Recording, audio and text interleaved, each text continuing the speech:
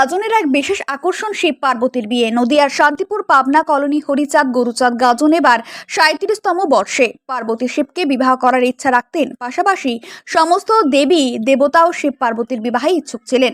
পার্বতীর কাছ থেকে বিবাহের প্রস্তাব নিয়ে দেবতারা কর্ণদর্পকে শিবের কাছে পাঠিয়েছিলেন। শিব সেই প্রস্তাব প্রত্যাখ্যান করেন এবং তৃতীয় নেত্র দিয়ে তাকে ভস্ম করে দেন। কিন্তু শিবকে নিজের স্বামী রূপে মেনে নিয়েছিলেন পার্বতী। তাই শিবকে পাওয়ার জন্য কঠোর তপস্যা শুরু করেছিলেন তিনি। তার তপস্যার জোরে সমস্ত স্থানে হাহাকার শুরু হয়েছিল। বড় বড় পর্বতের ভিতেও নড়ে গিয়েছিল। তখন শিব নিজের ধ্যান থেকে উঠেছিলেন এবং পার্বতীকে বলেছিলেন যে তিনি যেন কোনো যুবরাজের সঙ্গে বিয়ে করে নেয়, কারণ শিবের সঙ্গে বসবাস করা সহজ নয়। কিন্তু হিমালয় কন্যা পার্বতী স্পষ্ট জানিয়ে দিয়েছিলেন যে তিনি শিব ছাড়া কাউকে বিবাহ করবেন না।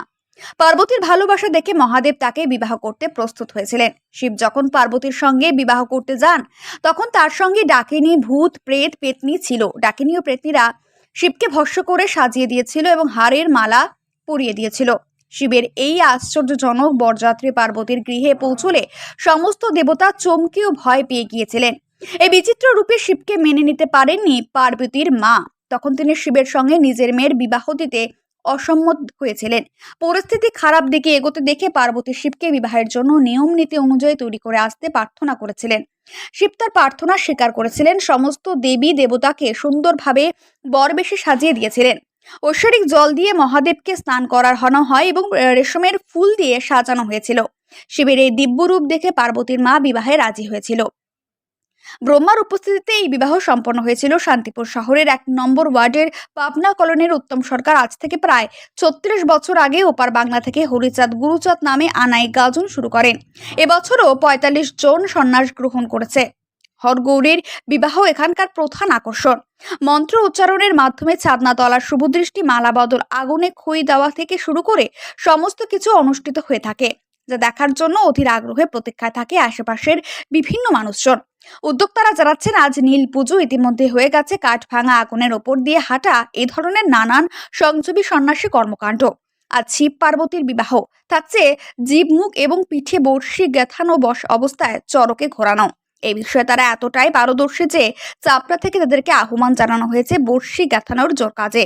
তবে চরকের পরের দিন অর্থাৎ বাংলার শুভ নববর্ষে মৎস্যমুখ করে সন্ন্যাসীদের ব্রতভঙ্গ করা হয়।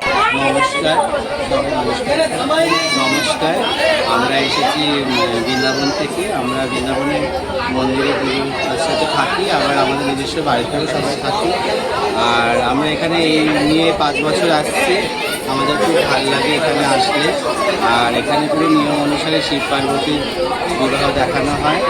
আর এই দিনে দিনেই পুজো বাড়ছে বলে আমাদের মতো এই শিল্পীদের পক্ষে খুব সুবিধা যে আমরা দুটো কাজ করতে পারছি এবং মানুষকে আনন্দ দিতে পারছি এবং ভক্তির ব্যাপারে আমরা সবাইকে বোঝাতে পারছি এবং ভগবানের সঙ্গে। এক্ষেত্রে কি আলাদা আলাদা প্রতি বছরের আলাদা আলাদা অনুশীলন দরকার হয় নাকি একটাই গান? প্রতি বছর আলাদা হয়। এবছর যেমন আমাদের আলাদা হচ্ছে, সবার প্রথমে হরগৌরীর বিবাহ দেখানো হবে, তারপরে মহাকালের যেটা উজ্জয়নে হয় ভস্ম আরতি, সেটা দেখানো হবে, তারপর মহাকালীর নৃত্য আছে। এই সব কিছু যথেষ্ট তো আমরা দেখলাম যেটা কত্থক নাচ বা এই ধরনের বিষয়ও আছে, সেগুলো তো আপনারা শেখেন তো? হ্যাঁ, আমরা সবাই মানে ডান্সার। সবাই কতজনের টিম এসছেন আপনারা?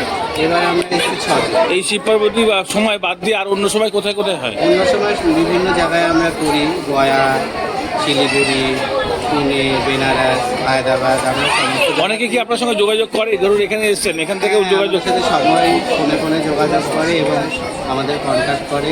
আর আপনাদেরও যদি দরকার পড়ে আপনারাও আমার সাথে কন্ট্যাক্ট করতে পারেন।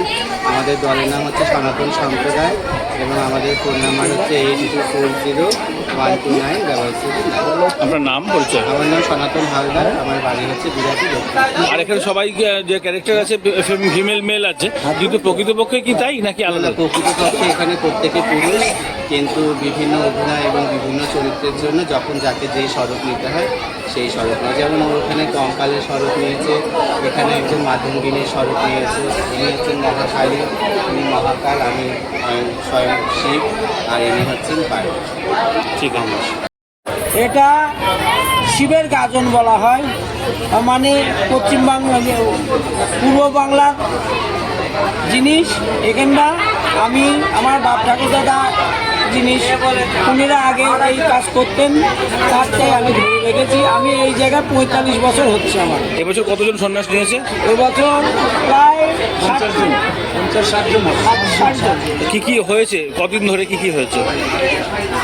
কালকে গতকাল আগুনের উপর দিয়ে হাঁটা হয়েছে, জ্বলন্ত আগুনের উপর দিয়ে হাঁটা হয়েছে। এই কয়দিন ঠাকুর নিয়ে এদিক ওদিক ঘোরা হয়েছে। হ্যাঁ, কতদিন ধরে এই সন্ন্যাস পালন করছেন? আমরা মানে এবারে আর কি? হ্যাঁ, আমরা 7 দিনের কামান দেওয়া, আজকে মনে 6 দিন। আচ্ছা। 6 দিন হচ্ছে, কালকে 7 দিন হয়ে যাবে। আর এখানে আর কি কি হবে আজকে এখানে? আজকে এখানটা মহাকাল হবে, আর এই হরগৌরীর যে পুজো হয় সেটা ওখানটা মূর্তি করে পুজো হয়, সেটাকে আমরা তুলে ধরেছি যে মানুষের মাধ্যমে কিভাবে হরগৌরীর বিয়ে বা কিভাবে হরগৌরীর পুজো হয় সেটা দেখানোর জন্য মানুষের কাছে, মানে এটা আকর্ষণীয় একটা বস্তু করে প্রথম বছর যে বছর করেছিল তার তুলনায় তো এখন জনসমাগম অনেক বেড়েছে। অনেক বেড়েছে। আচ্ছা, এই যে এত ব্যয়বহুল খরচ, সেটা কিভাবে জোগাড় হয়? ওই দর্শনের কাছ থেকে নিয়ে বা আমরাও নিজেরা চাঁদা দিয়ে। আপনার